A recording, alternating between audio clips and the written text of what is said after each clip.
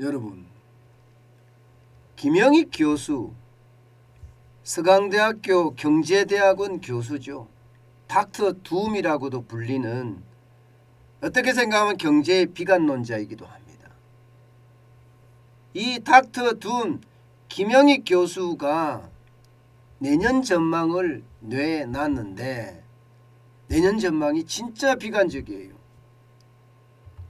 이대로 가면 거품이 붕괴하고 연착륙보다는 경착륙이 더 앞서면서 올해도 경기가 꼬꾸라지겠지만 내년에는 공황 수준으로 침체가 온다. 이렇게 섬뜩한 경고를 내놨습니다. 저는 이거를 보면서 말입니다. 야, 우리 경제 진짜 올해도 붕괴한다, 무너진다 이렇게 이야기를 했었잖아요. 그러면서 지금 4월, 5월, 6월 계속 무너지고 있는 것도 사실이거든요. 그런데 이게 올해에 끝나는 것이 아니라 내년에 가면 더 안 좋다는 전망이 나오니까 사실 충격적입니다. 김영익 교수는요, 이렇게 거품이 붕괴할 때는 반드시 경착륙을 한다는 거예요. 미국의 연방준비제도 제롬 파월 의장은 경제를 연착륙해 가겠다 이야기를 하지만 사실 이것은 불가능하다는 겁니다. 2000년대 IT 버블만 보더라도 주식시장에 거품이 잔뜩 끼어 있다가 무너지면서 경기가 완전히 꼬꾸라졌죠. 2007년 8년에 일어났던 글로벌 금융위기도 부동산의 거품이 굉장히 심화됐던 것인데 이 거품이 꺼지니까 세계적인 경제 위기가 왔습니다. 이런 것처럼 지금 시장에 뿌려놓은 돈 어마무시하다는 겁니다. 2020년 코로나19의 위기가 닥치면서 전 세계가 너나 할 것 없이 돈을 풀기에 바빴다는 겁니다. 그러면서 주식시장이나 혹은 부동산 시장, 여기에 암호화폐 시장까지 줄줄이 거품이 끼어 있다. 바로 이 거품이 무너질 가능성이 있다. 이렇게 이야기합니다. 왜 무너질까요? 김영익 교수는요, 통화정책의 정상화를 들고 있습니다. 그동안 시장에 돈을 푼다고 전 세계 각국이 금리가 굉장히 낮았어요. 최저 수준으로 떨어졌습니다. 미국은 0에서 0.25까지 떨어졌고요. 대한민국은 0.5%까지 기준금리가 떨어졌었습니다. 그러면서 돈이 엄청 풀렸잖아요. 정부가 재정도 많이 풀고요. 그런데 이게 정상화 방향으로 잡아간다는 거예요. 게다가 미국의 통화정책은 좀 급진적이다 이렇게 이야기하고 있습니다. 금리도 빅스텝이라고 이야기할 만큼 0.5%포인트를 쭉쭉 올리고요. 이게 5월달만 올린 것이 아니라 6월, 7월도 올린다고 이야기하는 전보 스텝까지 나오고 있습니다. 그러면 금리를 굉장히 빠른 속도로 올린다는 거잖아요. 여기에다 양적 긴축, 다시 말해서 중앙은행이 갖고 있는 국채나 주택저당증권을 매각한다는 이야기거든요. 당장 6월부터 450억 불, 장기적으로는요 950억 불까지 확대해서 시중의 통화를 빨아들이겠다는 거예요. 바로 이 미국의 통화정책, 그것도 좀 급진적인 통화정책이 결국 말입니다, 경착륙을 불러온다는 이야기입니다. 지금 금리 올라가는 건 아무것도 아니다. 앞으로 금리를 계속 올렸을 때 시간이 지나면 그게 쌓이고 쌓여서 한방 터진다는 이야기가 되는 겁니다. 이미 말입니다, 시장에는 벌써 그 조짐들이 보인다 이렇게 이야기하고 있어요. 당장 코스피만 하더라도 전고점 대비해서 지금 20% 정도 빠졌지요. 예, 2021년인가요? 7월 6일 날 3,305.22를 기록했거든요. 고점이었단 말입니다. 이때를 대비해 보면 3월 달에는 20.68%, 5월 달에는 20%가 빠졌습니다. 이미 경착륙의 조짐들이 하나씩 지금 보이고 있다는 거예요. 주식시장은요, 김영희 교수가 이야기하기를 10월까지가 마지막이다. 앞으로 실적 중심으로 주식들이 조금씩 올라가겠지만 결국 10월달 이후로는 결국 주가가 떨어질 거다, 이렇게까지 이야기합니다. 그러면서 말입니다. 김영희 교수는요, 굉장히 충격적인 말을 여기서 합니다. 앞으로 6개월이 주식시장에서 큰 피해 없이 빠져나올 마지막 기회일지 모른다, 이런 표현을 썼습니다. 큰 피해 없이 빠져나올 마지막 기회일지도 모른다. 6개월이면 지금이 말입니다. 지금 5월이니까요. 6개월 후가 10월이에요. 10월. 결국은 10월의 위기가 크게 닥칠 거다, 이렇게 지금 이야기하고 있는 겁니다. 게다가 말입니다. 지금보다 주식이 더 많이 빠진다는 이야기잖아요. 여기에 채권 시장에는 이미 그 조짐이 보인다는 겁니다.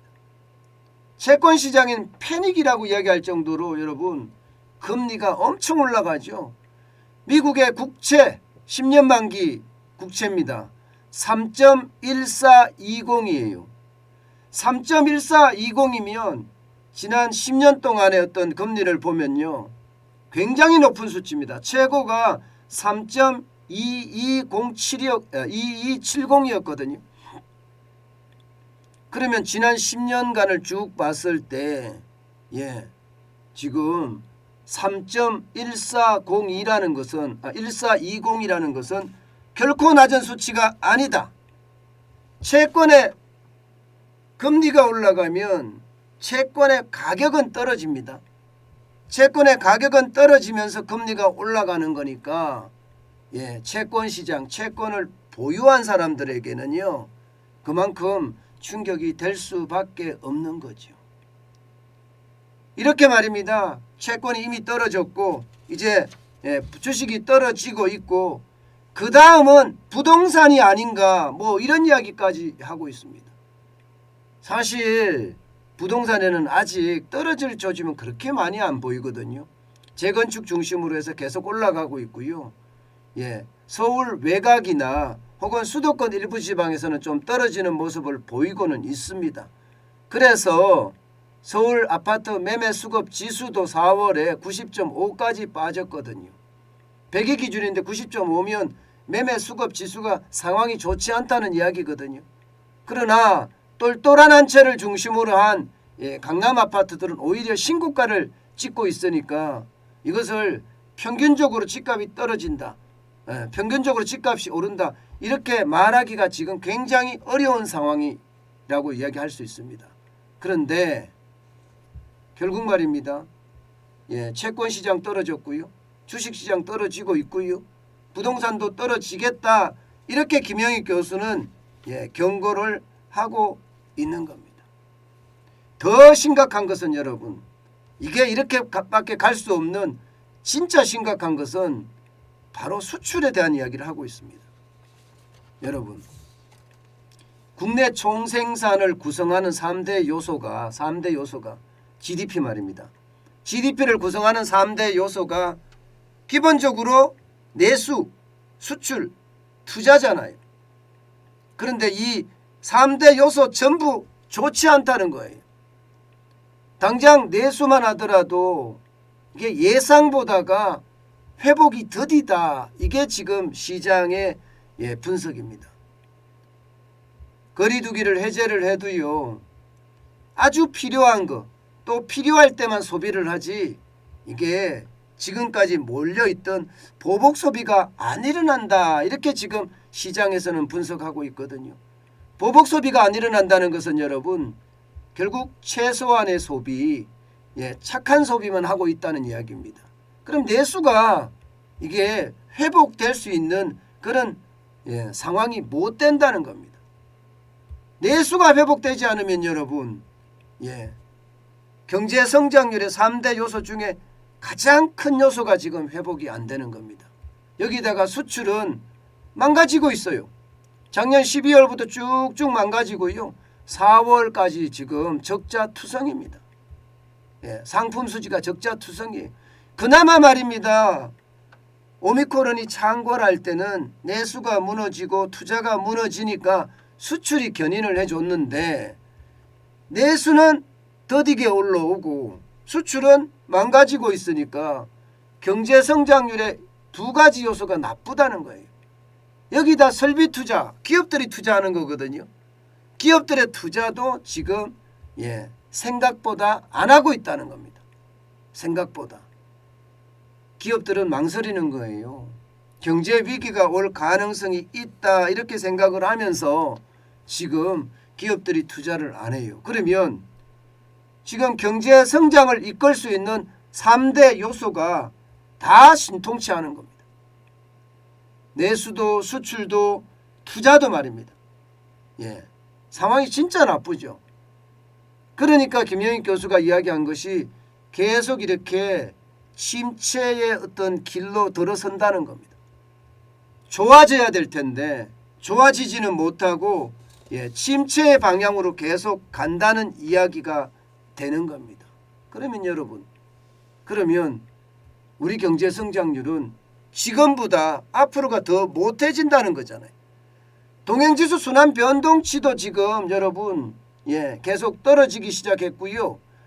선행지수 순환 변동치는 6개월 후의 경기를 나타내는 지표인데 이것은 굉장히 오랫동안 떨어졌습니다. 지표상으로 지금 떨어지고 있는 모습들 다 보이거든요.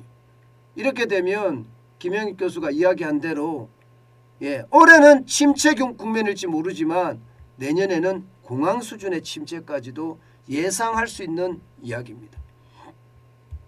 사실 올해 침체도요. 지금 국내외 기관이 우리 경제 성장률을 분석한 것을 보면 말입니다. IMF 국제통화기금은 3% 성장률에서요. 2.5%까지 0.5%포인트 낮췄습니다. 한국경제연구원도 마찬가지입니다. 올해 성장률을 2.9%에서 2.5%로 0.4%포인트 낮췄습니다. 그만큼 말입니다. 경제가 좋지 않다는 거예요. 그리고 안 좋아질 거라는 거예요. 그래서 올해보다 내년이 더 나쁘다고 이야기하면서 내년에는 공황 수준의 침체가 온다 이런 얘기를 하고 있는 겁니다. 여러분, 김영익 교수의 이야기는 여러분 결국 말입니다.